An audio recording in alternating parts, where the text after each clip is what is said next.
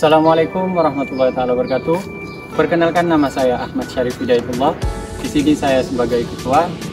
Perkenalkan, nama saya Ahmad Fakih Amrullah.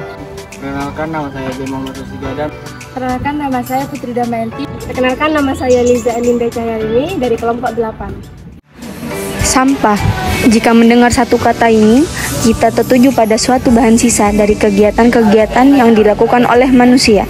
Di daerah pemukiman, sampah banyak dihasilkan oleh kegiatan rumah tangga, dan tidak sedikit juga masyarakat yang membuang sampah di sungai. Kurangnya kesadaran dari masyarakat tersebut yang nantinya dapat memicu berbagai bencana, terutama banjir. Rata-rata setiap harinya, kota-kota besar di Indonesia menghasilkan puluhan ton sampah. Membuang sampah sembarangan merupakan hal yang sering kita lakukan, padahal tidak jauh dari tempat itu ada tempat sampah. Sampah yang di pinggir jalan lebih banyak daripada sampah di tong sampah. Akibatnya, membuang sampah sembarangan tentu saja mengakibatkan kerugian yang tidak bisa dianggap sepele. Lingkungan kotor serta polusi sampah bisa membawa dampak buruk baik itu terhadap manusia maupun terhadap lingkungan. Dampak buruk lingkungan kotor serta polusi sampah terhadap lingkungan sendiri meliputi banyak hal, dan salah satunya adalah pencemaran air. Pencemaran air dapat terjadi ketika sampah dibuang ke sungai dan bukannya ke tempat sampah. Dan ini sering terjadi di wilayah-wilayah yang tidak dapat dijangkau oleh tim pembersihan sampah seperti di daerah terpencil misalnya. Selain mencemari air sungai, pembuangan limbah atau sampah juga dapat menghambat proses air tanah, dan tentu saja ini merupakan sebuah kabar buruk mengingat air tanah sangatlah penting bagi manusia.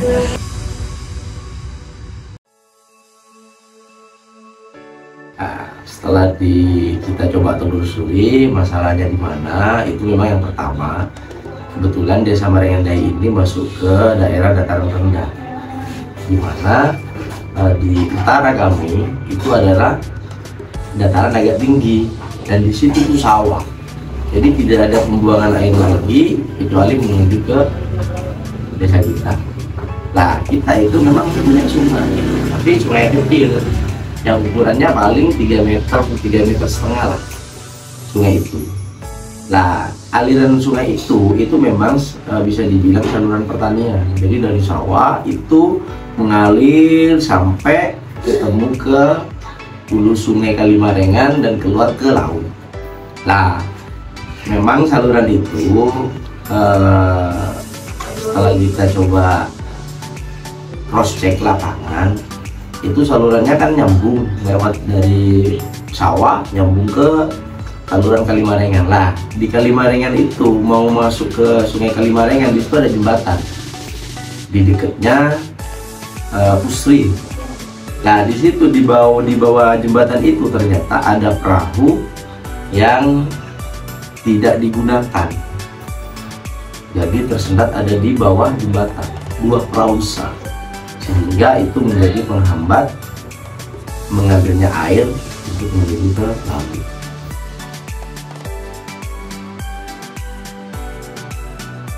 Masyarakat mungkin bisa buang sampah agak tidak teratur.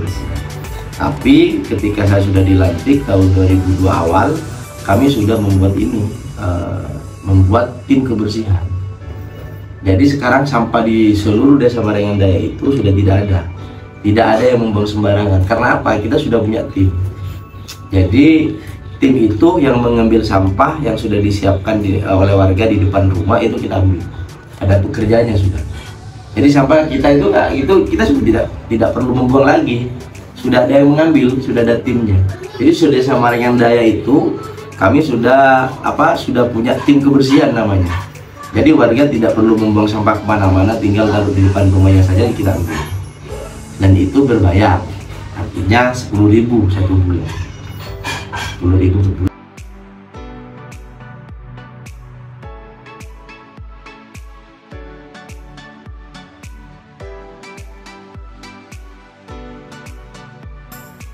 Pertama, memang konflik yang ada tidak hanya di Marengan Daya, tapi khususnya Sumeneb ya, itu kesadaran lingkungan yang kurang. Itu satu ya.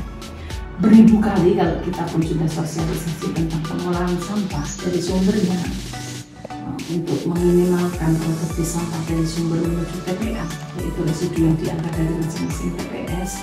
Kembali lagi kalau si humannya error, istilahnya kalau tidak ada kesadaran dari personalitinya, memang susah. Membentengi kesadaran diri akan lingkungan itu kembali lagi ke pribadi masing-masing. Jadi menggaungkan sosialisasi itu harus tetap dilakukan, terlepas yang terkantol oleh sosialisasi kita itu kedua ya, usaha itu tetap dua. Kalau memang dengan istilahnya metode ceramah atau sosialisasi itu tidak bisa mengena gitu, kita bisa pakai slogan, mungkin slogan ya himbauan lingkungan gitu, jagalah lingkungan lah, buanglah sampah pada tempatnya, dan sedikit banyak lah contoh-contohnya itu mungkin bisa. Sampahnya yang memang pemisah dari anorganik lari ke sini, terus yang organik kemana? Ke TPS. Dimana di TPS, jujur TPS kita memang tidak ada alat untuk mengolah sampah organik menjadi kompos. Jadi memang organik sebagian ada yang terolah di masing-masing RT. Di sini hanya ada sekitar 6 RT yang mempunyai tong komposter ya. Tong komposter fungsinya untuk mengolah sampah organik. Sisanya itu yang tak terolah otomatis masuk ke TPS bersama residu yang akan jalan ke TPA.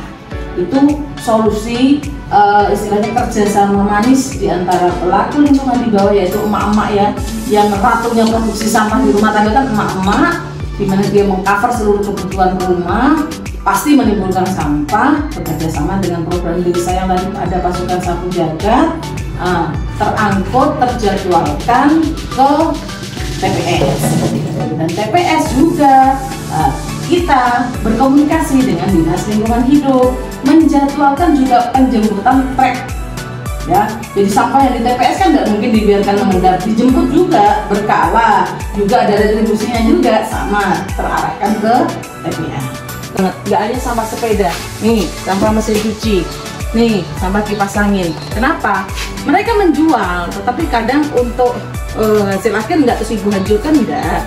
Kadang itu ibu perbaiki dulu, nanti dipasang di depan, jual di cuci, lumayan loh gitu loh. Sepeda juga kadang hanya ganti ban, ganti apa, perbaiki. Terus kipas juga seperti itu, sering kita seperti itu menambah income seperti itu. Kalau kerajinan ya yang bisa dibuat kerajinan, ibu buat kerajinan, yang nggak bisa ya baru kita jual keluar. Itu untuk yang di sini ya, di Bank Sampah Mawar.